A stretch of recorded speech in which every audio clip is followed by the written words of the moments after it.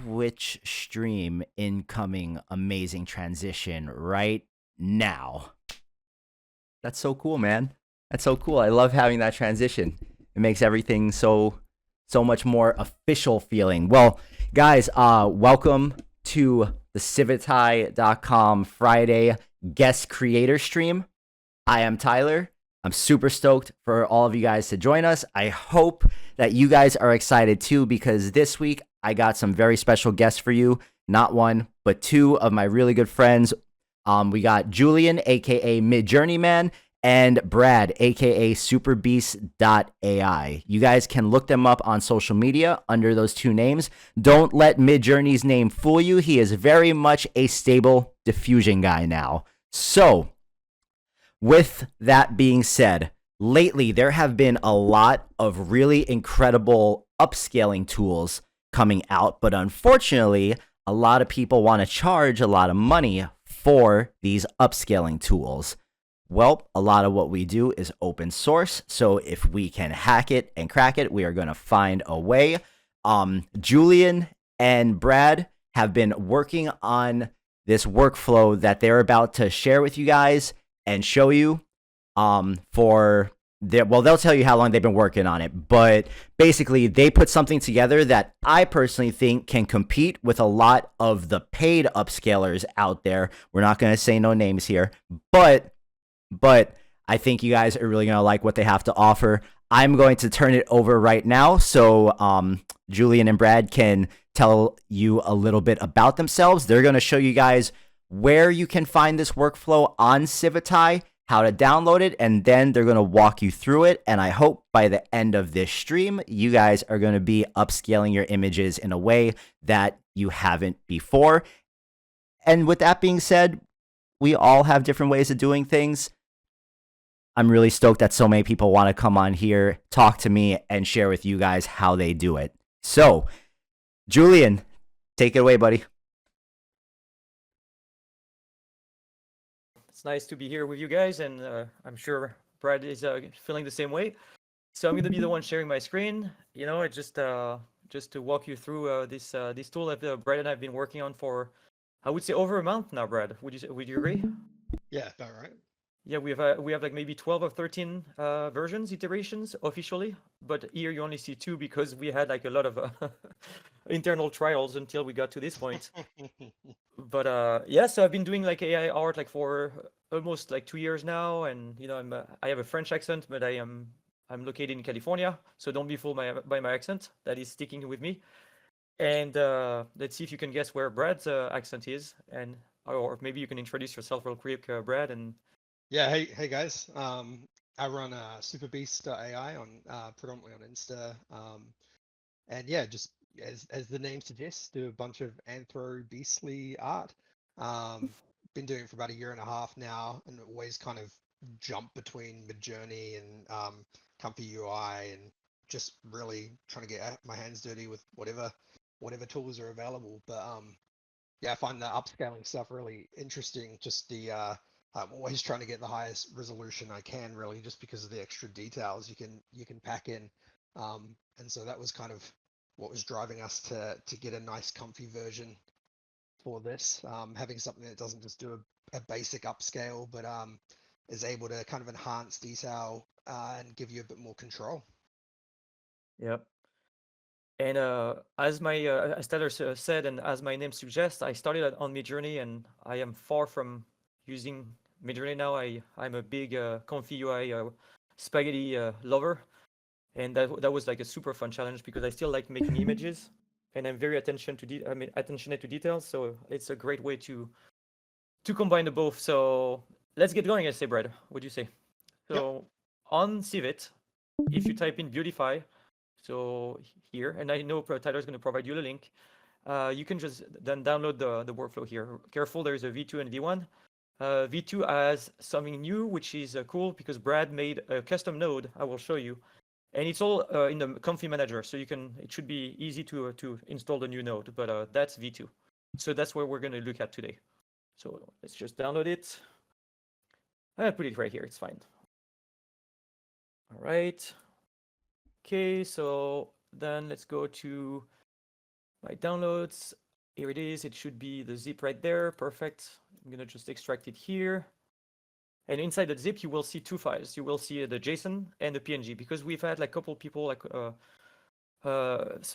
struggling opening the PNG, but as you know, it's just a drag and drop. But if it's easier, you can just drag and drop the JSON. So I'm going to start from scratch. So here I already have Comfy running, and this one is empty. Nothing here. And I am just going to simply drag and drop the PNG. And here she is. That's the workflow. And we're going to walk you through. So I think, Brad, you agree we might as well just kind of like get this running, because like this, especially if you do two passes, because you can do a first pass to try things out, and a second pass to enhance further and just increase the resolution further. We'll go through this. It takes a little longer to do the second pass, so I'm going to just get an example going, which is the one that is here, and walk you through the different settings. So you just basically load your image from here, typical loader, and the image is already here, so we're good. And then you put in your prompt. Let me just make sure this one looks like correct. It's good. Well, don't worry, we're going to talk about this too in more detail in a second. And the freedom, we're going to talk about this too. Looks all good. So I'm just going to click Q, and then we can actually talk about the different sections. And Brad, feel free if I jump over too fast or something, you let me know directly. Yeah, I guess like at a high level, just stepping back, like this workflow just brings together a lot of common nodes that already exist. We've got Ultimate Upscale. We are plugging in some control nets that help to just maintain the structure of the image as it's being upscaled. So the Ultimate Upscaler has been around for ages, and I think what's been able to make this workflow successful is the tile upscaling using the new TT Planet tiler for SDXL. And I think like combining, being able to have that for SDXL has allowed us to achieve a higher resolution native base when we're doing the tiling in the Ultimate SD Upscale. That's kind of the driver here. I guess what we've done is we've plugged in a simple parameter, the freedom value, which we'll talk about shortly, that just lets you control all the math a little bit more simply.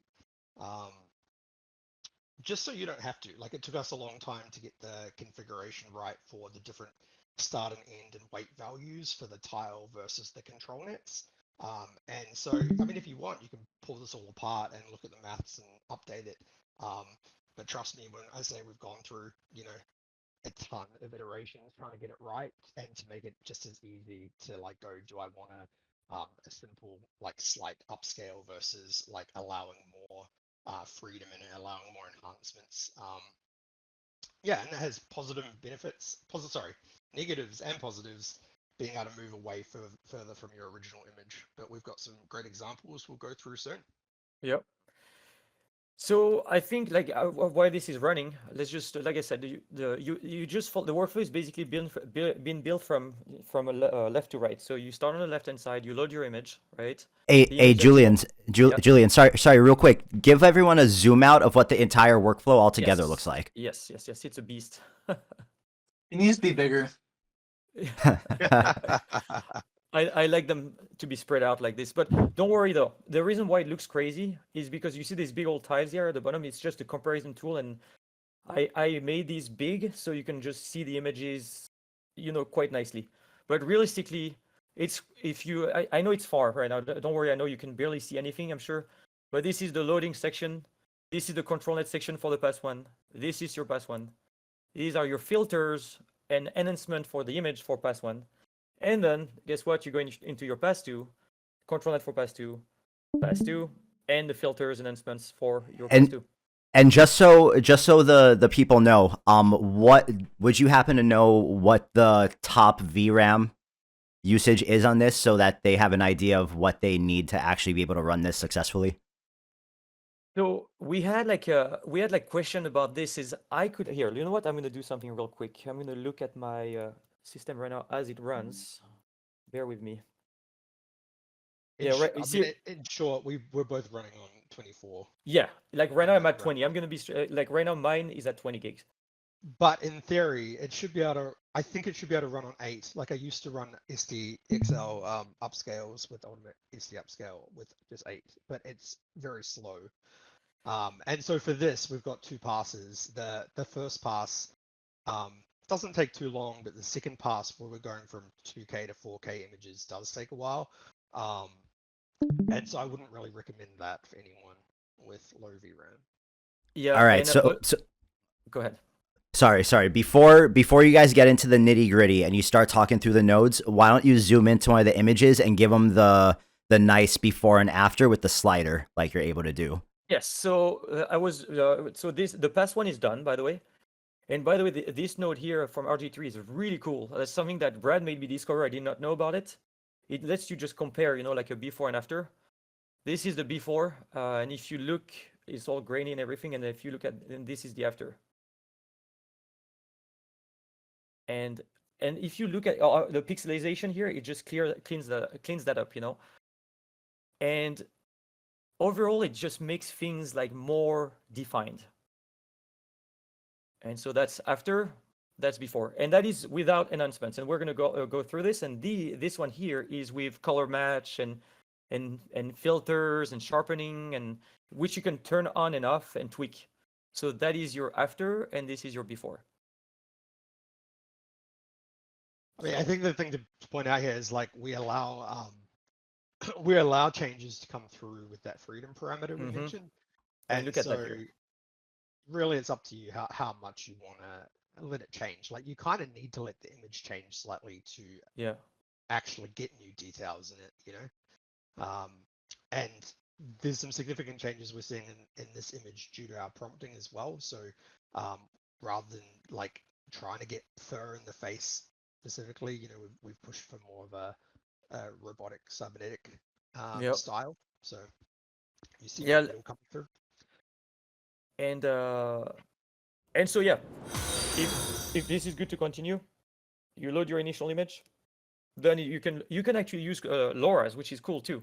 And feel free to, you could experiment with other SDXL models. So right now we are linking all the models. Everything is here. Everything you need. It's all listed here to match and get this going. But you can and you should experiment with other SDXL models, experiment with other you know, LoRa's, and we have like some recommendations here for the free you. And again, guess what? You can totally mess around and play with these settings. And this is the beauty of this, because it's all open. It's basically designed for you to take it apart, try different combinations, make it better, and let us know. And then we can make a version 3 together, if that makes any sense. You know, let's just push this all together. So moving to the right again, from left to right, this is where you have your, you know, your prompting section. I know that Brad and I have different approach here. And again, Brad, if I'm doing this too soon, you let me know. But I like to describe the image that I want and the style in this box and this box too, because it's an SDXL loader. That's why you have the two text here to load. And I personally like to put no negative. And I know that Brad, based on his experience here, has basically typically put the description of the image here and the styling desired on the second box. And that's what I did here. So description, style, and negative if needed. Then moving on, you shouldn't have to change anything here because it's all handled. Actually, you know what? Before I go to the right, sorry, I should go down. This is the heart of everything here. And look around, there will always be notes and little like tips and tricks and whatnot, like left and right on the workflow. Try to make it as easy as possible. But this setting here to me is, like Brad mentioned earlier, is like the heart of everything here. If you would be setting this to 1, this would basically match the input image as much as possible and not really invent and create new details, but it would just still upscale though, because this is an upscaler and an enhancer. And the higher you go here, it's still going to upscale, but it will also add details. It's going to enhance your image. And if you go too high, let's just say that the enhancement will not necessarily be an enhancement, but it will be a little crazy. You know, like multiple heads and whatnot. Yeah, it's probably lets you go a little bit too far at the moment, but it can really depend on your image as to whether it's going to work. like the more kind of repetitive and I guess like fractal your image is, the higher you can make the freedom to get new details. We've got some examples of that, but I see somebody did ask what is this actually doing? And you can see just to the right, there's it's setting expand. different mathematical values for the end percent or the strength and weighting of the control nets, and the denoising that occurs on the Ultimate SD upscale. So yeah, we've tweaked those maximum minimums and the range that the freedom provides for each of those. And you can see those results there in the blue tiles when you run it. So, you know, if you want to change it, no problems. But yeah, just be aware it doesn't take much, like even just an extra 10% here and there can really throw out the upscaling. Yeah. So yeah, and you can also like definitely expand these and play with these settings if needed. And going down further, these are also two important factors here. This is the upscaling factor for your first pass, and this will be the upscaling factor for your second pass. So right now we're going to be at 4x from the input, because 2 times 2. And this is also calculating based on what's needed for your SDXL models. I will add just here that the way we built this, it scales down an image to SDXL tile size that's going to work. So the whole thing's built around taking it down basically to 124, I believe. Wait, Brad, how close are you to your mic? Because you're really quiet. That better? Yeah, there you go. Try a little bit more though. It's the tilt. And there you MJ, let's try to get you to turn yourself up just a little bit as well. Mine is trickier, but I'll try. Okay.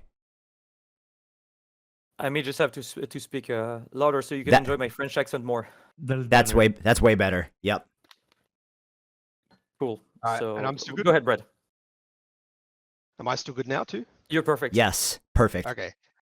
So basically we're scaling the image down and then scaling it back up. And really we've got to be able to do that to build in new details and enhancements. So, I mean, this workflow is maybe not the best if you're trying to go for a one-for-one upscale. Like I would say look towards Topaz, and or maybe just a comfy straight out of the box like model upscale, which is a lot simpler. That'll retain more of your original image, but it won't allow new details to emerge. And so to allow the new details, we scale down and then scale back up. So the result of pass 1 will give you roughly a 2K image, and the result of pass 2 will give you like a 3 to 4K image, depending on what values you set here in the scale factor. And now I can move into the right. And I think I want to say something first here is, I know like typically Brad suggests, right, you'd agree, I know it's your style, is I like to go straight to 2 passes, but to test things, it's safer to use the switch here. I know, sorry for the spaghettis, but you can just disable I'm not going to do it now. I mean, I think it's fine now, actually. And then you can just disable like the second pass altogether. So you would just generate an image for the first pass. And here you go. You can generate turn that back on. Which, by the way, quick important tip here, when you do this, and I explained this, I made a YouTube video to just go work through this. Make sure you disable this again if you don't want to add grain. Because when you enable here, it just turns everything, see? It's an on-off, and it doesn't retain like the individual state of the different subnodes like this. So just an important trick, and I am surprised I remembered right now. What's the largest size that you can upscale to on this workflow? I haven't gone. Go ahead, Brad. Oh, no, you go. No, that's fine. Go ahead, because you've played with this more than I did. Well, the way it works is with the tiling, right, in the Ultimate SD upscale. So if you increase the scale factor that you're trying to go to, there's going to be more tiles that are created to do the upscale, and the problem with that can be that for each tile that is getting like denoised, the prompt is kind of getting re-embedded in that tile, which is what can cause all the artifacts to come out. Like, you know how you with a lot of these things you see like extra faces and eyes after the upscales. that is what will happen here if you go too high. So Yeah. we What if I you wrote drop it the denoise and keep it really low? Is there a way to do that? totally, yeah. If you keep your freedom values low, then it'll do that for you. Because currently I'm using the Ultimate SD Upscaler because I do some images for production and that sort of stuff, and I need them in large sizes, so like 16K by 6K, 7K sort of thing. So Yeah. large. Currently I'm doing a just 2-pass with the Ultimate SD Upscaler, but even at that size, the Ultimate SD Upscaler is starting to struggle a little bit, and I'm finding some artifacting, even with the best of settings. And I was seeing if this might be a possibility for resolving that. Yeah, so the pass one roughly tries to keep the denoising. I think it's got a maximum at the moment of about 0.6, so like 60%. And pass two does roughly around 0.2 is around the average. So like there's definitely if you take the denoising over 0.5, you're gonna start to see a lot more artifacts with the Ultimate SD Upscale. But if you're happy for the image to stay more like the original, then like well, it that's the works thing pretty with the well at Ultimate 0.2. SD Upscale. I've actually got my denoise all the way down because even at a denoise of 0.1, I was getting artifacting at that size and that high resolution. So I've got it down at 0.01 at the moment, the lowest it'll go. Yeah, I mean, and all I still can having the suggest occasional is issue. Yeah. give this a test because the other things that we've got providing guidance with the control nets and using the tile as part of the control net, that'll help maintain your original image more during that upscale process. Sure. But yeah, I haven't tried more than 4K. Like it takes a while. Like even like a 4090, I think it takes 3-4 minutes to do the second pass. And that's just going to ×4 the original size, or time, basically going to the 4K. Yeah, I think my current 2-step does the 16 by 7K in about 12 minutes on my 4090. Julian, do you want to chat through this? The pasta? Yes. I just was going to say whenever you were through this, I was going to say that it's all done, so we could show the result. Go for it. So yeah, pass 2 is done, and I realize, and it's not a bad thing, but just an FYI, I may replace it to have because by default I typically don't want to have grain, and in the file that I uploaded, the grain section is on, and so this result is with the grain, and it looks okay here. So it's just a style, you know.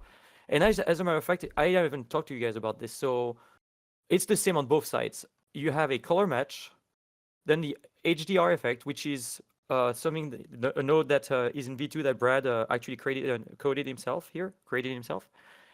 and a sharpening node, and then a grain, and finally filters. You are full on free to play with these. That's actually the beauty of this. And looking at the results, you see you have pass 1 with enhancements, pass 2 with enhancements, and then it's comparing pass 1 to pass 2, so you can see what the pass 2 brought as far as without the enhancements. And in my opinion, pass 2 is definitely better here. Look at the eye, and it's sharper. And it's more clean and more crisp. And this one is showing you the pass 1 to pass 2, pass 1 with enhancements, and pass 2 with enhancements. So it's like you can just compare like this is your final result, and this could be your final result if you were happy with pass 1. And I personally like the pass 2 better here. And one thing to keep in mind too is the pass 2 file is 4x from your init roughly too. So, and further down here, this is showing you where the save file and where it's going to be saved. So, yeah, that's basically the workflow. There's just a little just some nice little settings there that make sure it saves the freedom values that you used with the files just to the file name, because really with this you should be experimenting. You know, like quite often I start with a freedom value of around 5 and then work backwards from there, like lower. Mostly because you generally want it as high as you can without getting too many artifacts, or without getting artifacts that you are, like, if you're willing to clean them up afterwards, then you can go a bit higher. But if you don't want any to come out at all, then sometimes you have to go as low as 2 or 3. Yep, agreed. And I was gonna say, Brad, do you should we just show some results, or you want to go through the? I think it would be a good time to go over your tips and tricks and whatnot here. What do Yeah, you say? sure. Sure. Yeah. Okay. So I guess the first tip is editing. So obviously, when you're upscaling, it's there's only so much that it can fix. Like it can add new detail, but it will it won't add a new finger, for instance. And there are a few other things I had to fix up in this image as well that aren't showing here. But what basically you can do some simple edits to remove anything that might cause artifacts. So again, going back to the eyes and faces comment I made earlier, this can have the same problem at higher freedom. So if there's anything that could obviously become those things, then you might want to edit them out right from the start. The other benefit here is because with the editing, I didn't have to be super pedantic about the editing of the finger because I knew that the upscaler could handle a certain amount of fixing as well. So what we're looking at here is a example just using Freedom 3, so it's not too extreme. But what I was focusing, what I was focusing on was I actually introduced a little bit of photorealism, just subtle, so you can kind of see it in the water. That's pass 1 there, and you can move over to pass 2. Julian. Here we go. So yeah, like the water is probably where you'll see it in the water bending. So I guess that's the other tip here is obviously you can use LoRa's and you can use prompting to push the style in whatever direction you want. Often like when we ask for things from MidJourney and whatnot, like it doesn't always give you the style you're expecting. And here you can control that a lot more using LoRa's potentially downloaded from Civitai to slightly push it in another direction, or maybe even train your own LoRa's as well. Civitai's got a cool function to do that. And that's what I've done here is like to push it more towards my own style. Yeah, and that comes through with each additional pass you put it through. But you will be able to see some issues here actually. Sorry, just go back to that one more time, Julian. Notice here the tail on the bottom left and the knee on the right hand side. They have turned into like slightly wolfish faces. You can see some teeth coming through. So this is an example where the freedom potentially is too high, or I might have to do some editing. But we wanted to show you that this can have some issues like that, and you just need to work out how to adjust. So in this case, I probably would have dropped down to freedom 2 in another iteration. Hey, real quick, this was a really great question from Erotaku, who's actually one of our mods in our Discord. He asked, do you guys recommend a specific upscale model or several perhaps for different use cases? Yeah, and you've really got to test them out and see which works best with the actual style of your image. There's so many upscale models now, and some of them have been trained on more anime styles versus photorealistic. So like as a go-to, I like tend to use the 4x NMKD. The 8K is pretty good, but takes a bit longer. How about you, Julie? Yeah, so I like the ultra sharp models, and I also like to use the I'm trying to stick to the 4x, on the first pass, and then I tend to use the NMKD Superscale 8x on the second pass personally. But these are great on their own as well. Like if you're just looking for like a more standard upscale that doesn't change anything, just plug one of these guys in. And it's pretty good. What is the beauty of all of this here is it's open-ended, and you can definitely try more combination. Like if you're going with a more realistic, you can just use a more realistic model for SDXL, a realistic LoRa's, a model for upscaling that are more like dedicated to work on realistic stuff, and this is going to give you potentially better results. And you just have to wait and just disable pass 2, try. And if it looks good, then you can go to pass 2 if you need to, because sometimes you don't even need the pass 2. You know, like let's just say you're doing this just for Instagram, you're probably just fine with the pass one, you know. So Yeah, just yeah. I pretty much just use pass one these yeah, you days. do. I know. Yeah. Yeah, Oh, it's because most, like, to be honest, most of the benefit comes in the pass one, and then yeah, we're only denoising it around 0.2 on the 0.25. pass. Yeah, two. yeah, agreed. Yeah. Something else, just while we're talking about testing and we're here, the Steam fix mode. If you're, Oh yes, good point, right there.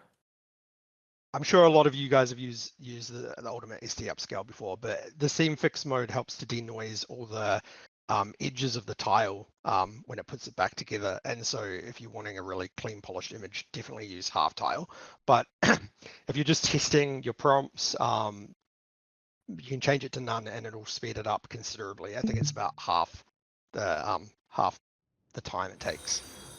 And So another trick, Brad, I should say too, is because we have based on our experience, right? If we were fixing the seed being the same seed on both pass one and pass two, it was like over baking. You know, it was burning. And so what we did is we went like random on pass one and pass two. As you can see here, I fixed it because that was for the stream. And I also need to fix this, by the way, for the V2. I will replace the file online after. But if you want to test something, you might as well fix the pass one and the pass two and set a values that are different and just try things out, you know, if you want to test everything else. So just a little trick, because otherwise if you have this set to random, every time you tweak something and if you want to test something on pass two, then you have this to random, well, guess what, it's going to rerun everything. So you might as well just keep that in mind too. That's a good trick, you know, to just fix the seed. If you oh, sorry. That's it. No, go ahead. I mean, I also, just while we're on the speed comment, you know, the sampler does definitely change how long it takes. So we're going for like the best that we've found right now, but it's not the fastest. So you're welcome to change that to Euler or Euler Ancestral with like normal scheduler, and it will be a lot faster, but the details won't be as high. So it's just, all of this is a balancing game, I guess. Like everything we're used to play within Comfy, right? So yeah. Let's move on to the next thing here. Yeah. Okay. There's one question. Yep. Are they all running on the same seed? No, they're random. And this is just a mistake. I need to fix this. I was for yesterday when we were testing. I fixed it, but it should say random here. Okay, so you don't have a fixed or one specific seed that you chain to all places where a seed is needed. So everywhere is the same seed is used. No, it's a good comment. Good comment. Yeah, you actually want it to be random. Otherwise, it's gonna like burn in the details in the same spot when you go through the passes. So you needed to introduce new noise to basically look good once it does the upscale. Oh, okay. So the only sorry, you go, Julian. No, I was just gonna say. So Brad and I actually, when we were going, because Brad being in Australia and me being in California, I was working on the workflow, and I was changing the seed to become a parameter, and I was using seed everywhere on both pass one and pass two, which is what you had in mind, I'm guessing, something like that. And then I would do it, and then Brad would change it, and then we finally talked about it, and we came to the realization that having the same exact seed number on pass one and pass two gave us more trouble, and overburning, and like details were just like it was just too much. So that's when we're like, okay, we have to let go of the seed everywhere and just basically randomize the seed here and there individually. So interesting. So that was just a finding, essentially, you know. Yeah, if you are experimenting with trying to get the prompt right, then fixing the seed for pass one, just to experiment there, is super handy. But in general, keep it on random. Yeah. Okay. Back here, Brad. Cool. Okay, we just wanted to show you the different freedom values directly. So freedom 1 is a very minimal changes to the image.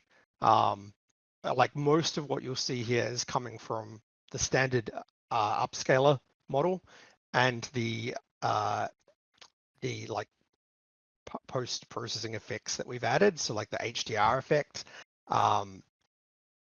Yeah, so I mean, if you want it to look almost the same and just jump to, you know, two times, 4 times, then keep the freedom at 1 and you'll be sweet. It'll still look better than what it did, for the most part.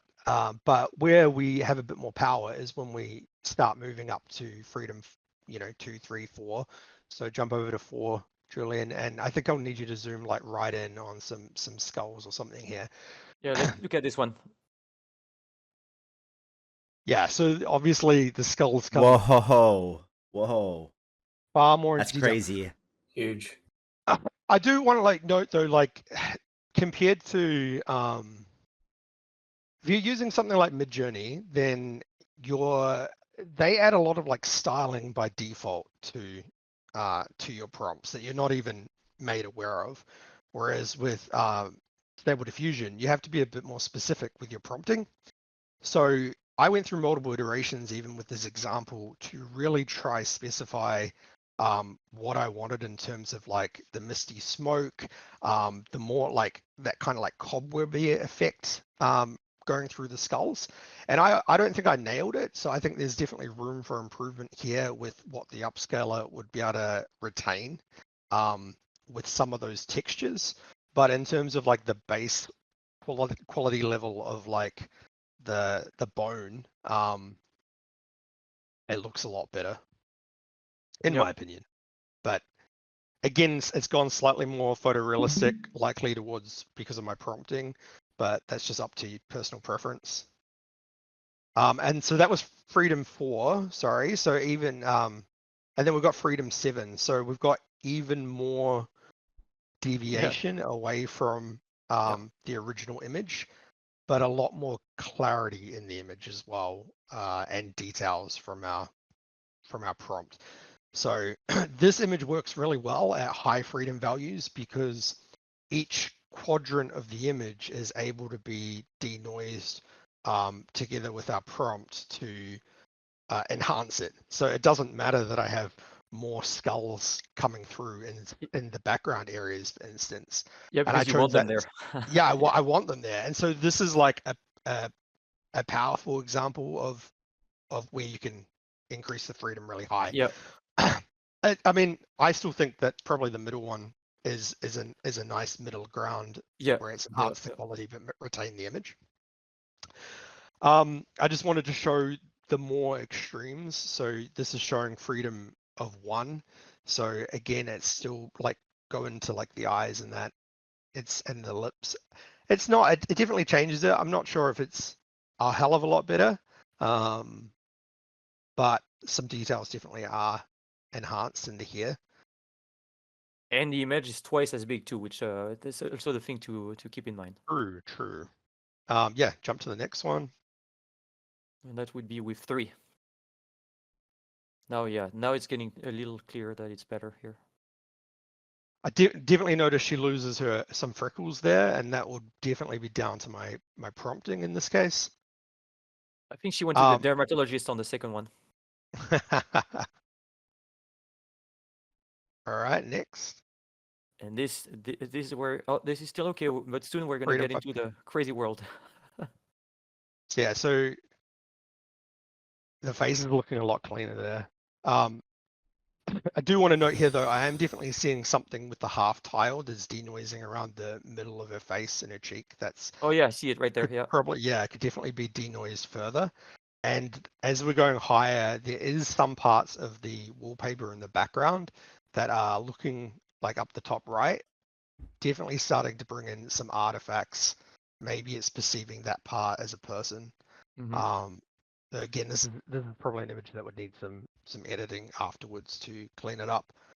And then this is probably where we're starting to go maybe a little bit too far. Too far, yeah. Look at their hands and stuff, yeah. So this was 7, I believe. 7, yeah. And then 10 goes. Oh yeah, and this is fun. This is my favorite personally. Yeah. It's the fingers for me. Yeah. It's the fingers. Yeah. So High this five. would have been perfect for our failure contest. Yeah.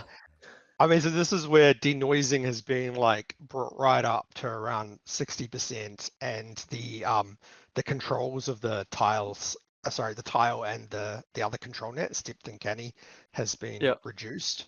So it just can't maintain the adherence there. But like, but yeah, I mean, other images that we have tested this with can look really cool at a high freedom value where there's those repetitive details like the skulls and that we saw earlier. And Oh, All this right. was just a good example of the LoRa's. Like I said, like I've trained my own LoRa, and so without that, I couldn't get the details that I wanted with the fur, and just the style Clearly. that I use for my characters. Yeah, so Pretty that's clear, just yeah. one pass. But using So that's the after right there. After. Yeah. Before. Hey, so we yeah, actually, sorry, Brad. We have a question. Saying, speaking of denoise, can you use latent upscale in your workflow, at least for the first pass that features enough denoising for it to work? you can try. I personally don't use it. So someone that can, I don't think the results are as great as everyone thinks they are, but that's just my opinion. I don't know if you guys want to speak to it. No. So what was the question exactly? Brad, tell Like me. the latent upscaling, Yeah, like the the high question res is. fix. Oh, yeah. No, we haven't. Yeah, I haven't used that in a while because with the things I've been doing currently. So I don't know. That's something I would say you should try. Whoever has the question and just report back and see if this can help or not. But I don't think we've tried it in this workflow, Brad, you and I, since. No, I haven't plugged it in either. Mm-mm. Give it a go. Yeah, that's it. I guess I just wanted to show the importance of LoRa's. And another thing, sorry about all the wolves. It's just my go-to. The repetitive upscaling. So this is just running the same image, running the upscaled image again through pass one. So the first one's just the first pass, and then jump to the second one. And this is the running that upscaled image through again. So again, it's just slowly moving it. It's both adding new details and slowly moving it towards my prompt and whatever LoRa's I've plugged in. So kind of powerful for style control as well as upscaling. Yep. That's big. All right. Getting into the control nets. So we've set up the control nets in the workflow so you can disable them. The bypass nodes. Let me just show you. You see you again. I mean, everywhere you have the black button here, you can just enable. Yeah, actually, while you're there, like we've only added canny and depth, but we definitely experimented adding in like open pose as well. And you can plug one of those in there if it works. Color for match the too. We image. did too, or whatever it was. I forgot the name of it. Color LoRa. Yeah, we tried lots of things, but we stripped it back to these ones because the others were just basically adding additional resources and slowing it down and seemingly not adding that much value.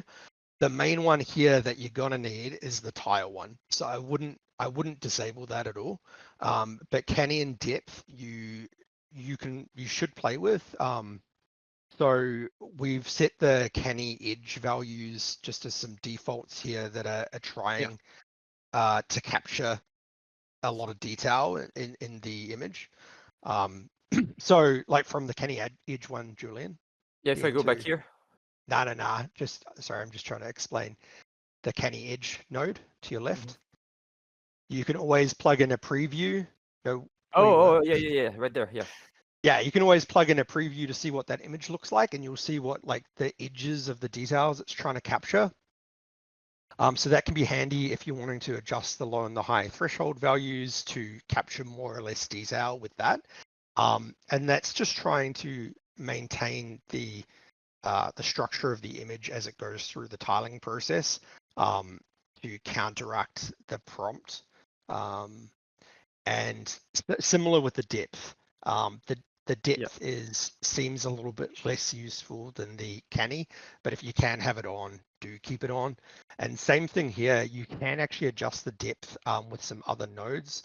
So there's a cool node that's not here from Marigold that allows you to like readjust the where the depth map has been detected. So if you want to get really detailed per image, you can adjust the actual image that's being fed into the control net, but we haven't done that here. Yeah, I did some tests actually on another project with Marigold last night, and I got like the best result with Marigold, but it's very hungry. Yeah, on Vero. and you've got to work it out per image really, what the right setting is. And so this is let- obviously just going default. Let me give you a little trick here. I mean, I'm sure most of you guys know this, but if you want to add a preview, the best and quickest way to do it is you click on the node here, you pull, and you let go, and then you select preview image, and voila, you're done. Easy peasy. In case you wanted to add it quick. So, Yeah. little comfy trick. And the start percentages here, will note that we've set them at 10% because we don't want the detail or like the canny structure and detail to be like put in place until at least 10% into the process, and that's to actually allow new details to emerge. So if you are trying to go for a more strict adherence to the original image, you could reduce those to 0 to have those kick in right from the start of the denoising. And let's just show the since we're talking on the control net. So here. Yeah. Okay. So this has got no canny or depth enabled. Right there. Yeah. And so you can see, obviously, I mean, it's super obvious that the cars is coming out of nowhere. And again, that's because my prompt includes, an example of the scene, which includes cars. So that top, every quadrant of the image is going to be denoised to include that. So the tile control net alone doesn't seem to be enough. Unless you like have it set at really high strength values to retain the image.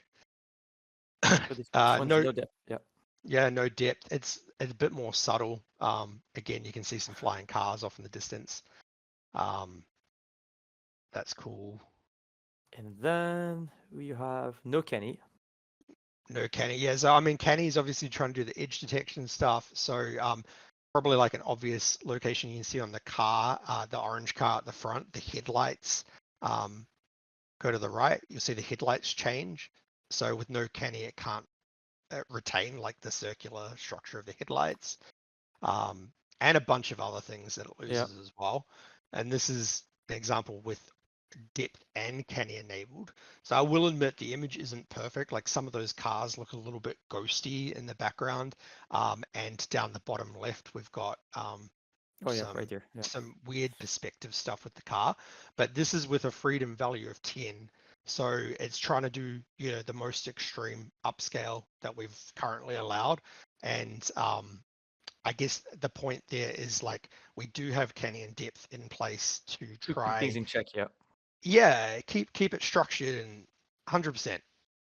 So you're welcome to turn them on or off, but just be aware that is what it's trying to do. And then in the, what was that? I thought someone's trying to speak up to ask a question. I could be wrong, but maybe not. Let's continue. Cool. And the final thing is the HDR effects. So there are a bunch of image adjustment tools in Comfy already, but I basically just wanted to create one that made it very simple for me to achieve the almost like the auto leveling effect that you have in Photoshop. If you guys play with like I personally quite like having the images pop more, getting the blacks really black and like the highlights like lighter. So the default settings here do quite well, but you can really pump them up. So this is HDR effect with strength 10, which is my favorite. I know it's not for everyone, but those can really help the images just pop more basically. And I guess I wanted to show you this last example here is what is the difference with contrast. It's subtle, but like you can see the contrast alone increasing that really causes the colors to get a bit garish as well. Whereas on the left, Julian, you'll notice it's basically just the luminance that's changed. So the lights and the blacks and the whites, the highlights and the shadows are adjusted to maximize them. But and what's cool is you have the access to those two nodes within, just again to show you here this section. Yeah, so we've set it quite low because I understand not everybody likes it to be as strong, but so 3 should be a good start. And what we're showing you now, the example you can achieve if you just turn up the highlight intensity and the shadow intensity further down. So you can turn those up to 1, and that'll really make it pop. And this here, by the way, the math is done here, and it's just being pushed here. So if you can just you could just use that node on any workflow, by the way, which is nice to know. Yeah. And let me just, I can just show you guys some examples real quick, and yeah, let's just do this because we generated a couple examples for the stream. What I like to do too is I really like this this node. So instead of just opening on the Windows Explorer the images, I figured we could just grab this RG3 node here. So I have a Comfy that's clear here. So what I'd like to do is I just copy here, paste, and I'm gonna just get my loader from here, copy, paste, move that over, and I'm gonna plug that in here, and hold the Alt key, bring down to duplicate, and plug there. So then I can just start loading images to just show you. So here, I'm gonna skip over this one. It's not nothing special. I'm just gonna go straight to, let's just see. Yeah, this is an example. So in it, I made this in MidJourney, for example, and I am going to go to level, the past 2 directly. And I'm gonna just queue the prompt, and it should give us comparison. So that's from MidJourney, and that's the end result. And clearly, like if you look at the graphs, it definitely, there's a little secret person here, which is a nice little surprise. And we could, this was me without not even really trying. What I did here, I was being lazy, by the way, too, is I just reused the same prompt I used in MidJourney in BeautifAI, and then with Brad, when we worked together on the example that we made here, we worked on the prompt together. So this could be pushed and made even better, for sure. I am gonna just look at the next one here. This one I'm gonna skip. It's not that great. I like this one. It's a good one. I'm gonna go to pass 2 as well. Whoops, wrong one. Excuse me, pass 2. Which node suite contains your HDR node? Oh, the HDR node. It's by the way, called. Oh, you got it. Okay, Brad. But I mean, it's just called SuperBeast. I'll show you. So one way to find out is if you drag and drop the PNG in your Comfy, and then if you have the Comfy Manager installed, you can just click on Install Missing Custom Nodes, and if you type in here, if you search actually, because it's if you type in super, you should see right there. See ComfyUI -SuperBeasts. That's the one. SuperBeast from SuperBeast.ai, aka Brad, that the man, the myth, the legend that is talking with me right now. That's the one. So okay, back to this example that I made. So that was from MidJourney. It looks so cool already, but I don't know. Like this just made it a little sharper and just more interesting to me. If you look at the helmet, it's more defined. It's clearer. Like the building again, it's pretty artistic, so it's not like epic, but it's definitely, I prefer this over that personally. And this is 4K, 4X from this one. That's the other thing to think about too. That we need to remember here is also it's upscaling and enhancing. So let's just see. So basically, this is now zoom and enhance. Basically, yeah. So I am going to show you this one, which is interesting. I like this example for a reason. I will show you why in a second.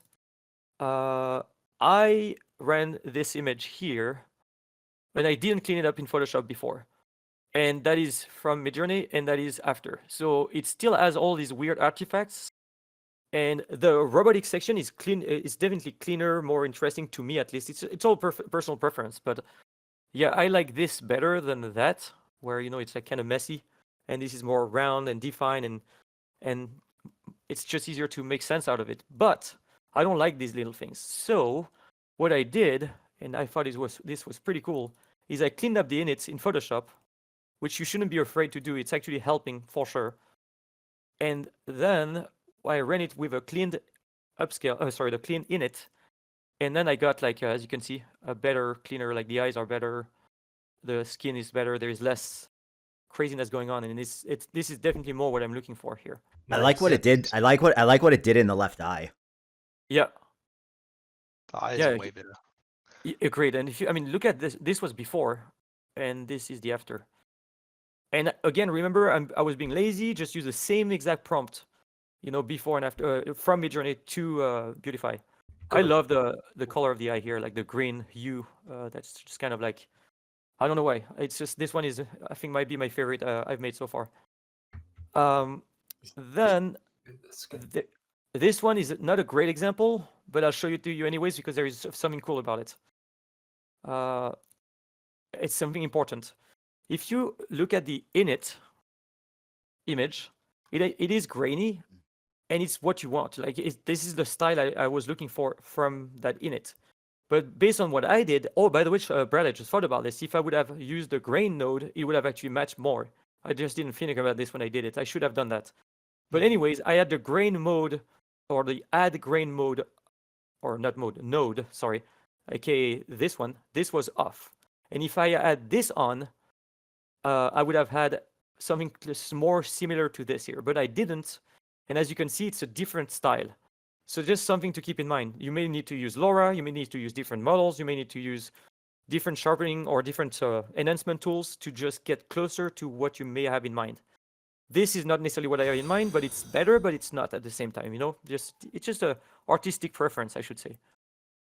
Yeah, if you made your image originally in Stable Diffusion and you plug in the same LoRa's, you're going to have a lot more success than coming from MidJourney, for instance, where, like I mentioned earlier, they've added a bunch of their own stylization to it that you kind of need to re-prompt when you come over here. Yeah, this one is really cool too, and that's the last example I was going to show you. So this is the init, and this is after, and I didn't make any effort with the prompt.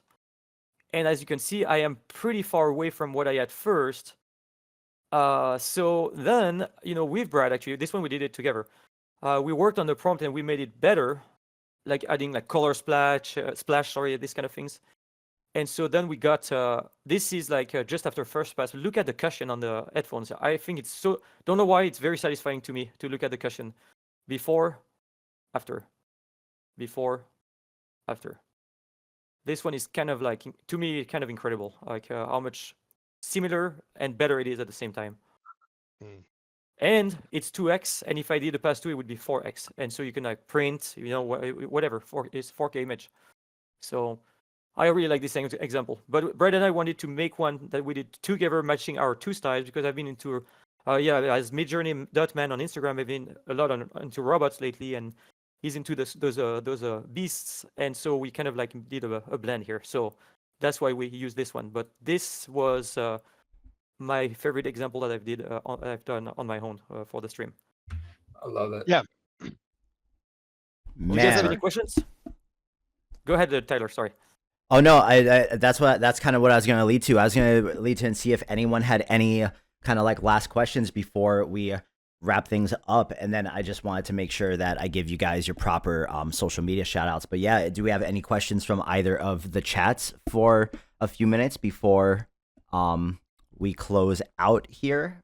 I really hope that you guys enjoyed that, and the link is pinned to the chat on Twitch if you guys want to go and try out this workflow for yourself. We've had more than a few people over in the Discord posting images that they've already upscaled during the stream, and and a bunch of, hey man, if Armad Daz can open up a workflow in Comfy and his computer doesn't blow up, that means it is a good workflow. So I think this might be the first time his Comfy didn't break, so that's a good sign. I still have one error, but it's a folder error, so that is something I have to figure out. But the workflow does work. Nice. Nice. And I think, like, you know, just experiment. Obviously, you're going to get different results than us with different image styles, but you can do some really cool things with the freedom. Even where you like, if you're into your actual editing, like turn the freedom right up, get some real high details coming out in a new image, and then blend it all together in Photoshop and yeah, create something new. I would say, Brad, is you will. I mean, when you're going to use this, you will get images that are terrible, and you are going to get images that are amazing. And as a matter of fact, is, as I said in my day job, garbage in, garbage out. So if you put something clean and a good prompt and a good model and good settings, and you're going to get for sure something better. And that's basically it. And you know, there has been examples though of garbage in, and you get beautiful stuff out too. Like it's like that's true. That's true. Whoa. So just experiment. I was going to say it's free as long as you have an RTX 4090. No, I'm just messing around. Any more questions? Looks like I don't really see any more. Let's just take a moment. I want to say a big thank you to both MidJourneyMan and Brad. I've known these guys for a minute now, and without guys like this that are willing to sit there and like tweak these things endlessly for months and days on end, we wouldn't have any of this cool stuff that we get to enjoy, that we get to create with now. So hats off to both of you guys. We all know what it's like to sit there and try to build something and not get what you want, or try to prompt something and not get what you want. You can hit a wall, you can get really frustrated, but on the other side of that, a lot of people have been creating a lot of really cool things, and I can't thank you guys enough for coming on here and sharing it with us. We posted the links to the workflow. It's pinned to the Twitch chat. It's in the Discord. Guys, go download it. Go try it out. If you download it, please post an image onto Civitai and tag MidJourneyMan's, like post it as an image to the resource so that people can actually see the incredible things that it can create, so more people will download it, because we need more incredible free upscalers like this instead of getting trapped in pay loops. So, you guys have any last words before we get out of here? By the way, go ahead. One question perhaps. What was your VRAM usage for a 4K by 4K upscale? I think when I looked, I was at 20 gig today. Gigabyte. Okay. Yep. And But that also was like mine bottom out as well. But here's the thing with Stable Diffusion: if it can use the resources, it will use the resources. it's a good point. Yeah, exactly. Good point. And I was gonna say something, but I can't remember now. Of course, you know, I'm with the sorry. pressure of all you guys. Oh no! Before that, no, it's not you. It's just me from like a couple minutes ago. Say, oh, I have something cool to say, and then I forgot. Oh yes, I remember. Actually, it's nice. My brain worked. I actually recorded a YouTube video to show you how to use the workflow, and it's also on the Civitai page. You can find it there, and you can. It's gonna show you. It's gonna walk you through the steps again. So in case you get lost, FYI. Brad. And Someone. and you, Oh yeah, sorry. no, go ahead. I was going to say, someone asked about whether we're going to convert it to LCM or SD 1.5. And no, but you totally could switch those out. You'll just need to get the tile control net that was created for 1.5. But yeah, and obviously you'll get a quality reduction. But yeah, it's I mean, definitely as possible. long as you upscale the 1.5 image to 1024 by 1024, you can just input that as the image. Yeah. And then this is a workflow to upscale it the rest of the way. Exactly. Yeah, it's just you can basically use this as a tool. Essentially, that's a good idea. And another thing you can do too is you can just also select the whole workflow, and then you can just make it save it as a template. So you can basically bring that in into your other workflows and use this, replace the loader here with the output of your current workflow to generate like lower res images. And here you go. You have like a image generation that goes straight into the Upscaler here. Just a little idea. And yeah, if you want to find me on Instagram, it's MidJourney.man, and Brad, I'm gonna let him say his thing. And tag us, you know, whenever you use this and you show us what you create. I would love to see it. And Yeah, I'm just at SuperBeast.ai. Yeah, man. Make sure you go. Make sure you go visit MidJourneyMan on Instagram at midjourney.man and SuperBeast Brad at SuperBeast.ai. If you guys create something, if you post it on social media, make sure you tag them. I know they'll reshare it. Guys, thank you so much for joining me for this.